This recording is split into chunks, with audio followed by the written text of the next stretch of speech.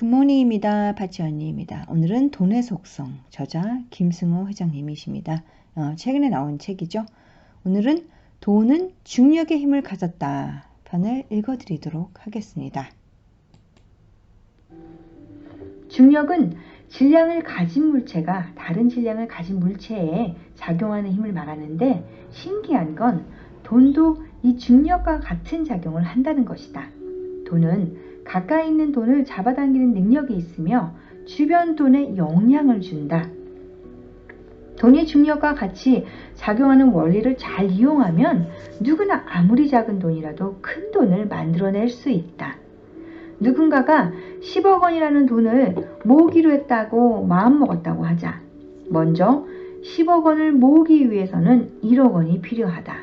그리고 1억 원을 모으기 위해서는 1000만 원이 필요하다. 그 1000만 원을 매월 100만 원 혹은 그 이상을 저축하는 것으로 시작된다. 이 1000만 원을 모으기 위한 노력을 100으로 가정하자. 그런데 다음 1000만 원을 모으기 위해 들이는 노력은 처음 1000만 원을 모으기 위해 들어간 노력보다 노력 100보다 낮아진다. 왜냐하면 이미 처음 만들어 놓은 1000만 원이 이자나 투자를 통해 자체 자본을 만들고 있기 때문이다. 즉, 나와 자본이 다른 자본을 만들기 위해 함께 일하고 있는 것이다. 그러므로 두 번째 1000만 원을 모으기 위한 노력 수치는 95 정도라고 볼 수 있다. 이런 수치는 두 번째 1000만 원을 모으고 세 번째 1000만 원을 모을수록 점점 작아진다.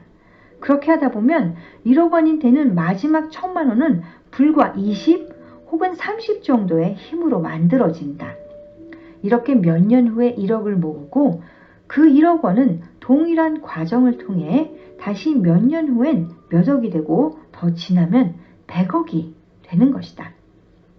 재상 증식 과정을 보면 1, 2, 3, 4, 5처럼 양의 정수, 즉 자연수로 늘어나는 것이 아니라 1, 2, 4, 8, 16과 같이 배수로 늘어난다.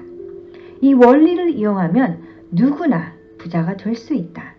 온 우주에 중력의 힘이 미치고 있듯 중력은 우주의 근본적인 힘이며 세상을 만드는 원리 중 하나다.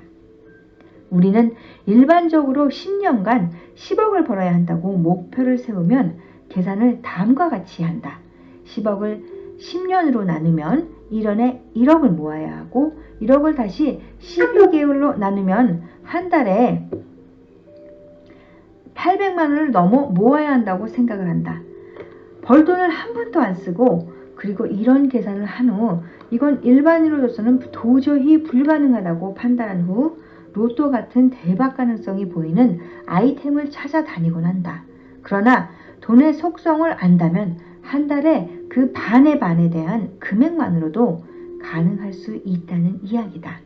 돈에게 일을 시키고 돈을 당겨오는 중력의 힘을 가졌기에.